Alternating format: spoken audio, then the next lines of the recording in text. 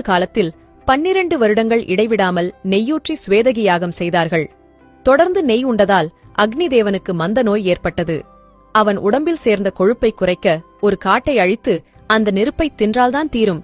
எனவே அக்னி பகவான் காண்டவ வனத்தை தேர்ந்தெடுத்தான். அவ்வனத்தில் உள்ள அரக்கர்களும் கொடிய விலங்குகளும் தாவரங்களும் சாந்தமான விலங்குகளும் தங்களை அக்னி தேவனின் அழிவிலிருந்து காப்பாற்ற வேண்டும் என வருணதேவனிடம் முறையிட்டன. அக்னி, உங்களை ஒன்றும் செய்யாமல் நான் காக்கிறேன் என வருணன் கூறினான். இதையறிந்த அக்னி கிருஷ்ணரிடம் ஓடி, நான் காண்டவ வனத்தை அழிக்க முடியாமல் வருணன் கனமழை பெய்விக்கிறான், என்னை காப்பாற்றுங்கள் என முறையிட்டான்.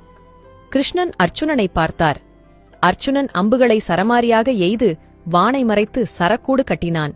அப்போது அக்னி தேவன் தன் 7 நாக்குகளால் வனத்தை எரிக்க முற்பட்டான். அப்போது கிருஷ்ணர், 21 நாட்கள்தான் உனக்கு அவகாசம், அதற்குள் உன் பசியை தீர்த்துக்கொள் என்றார்.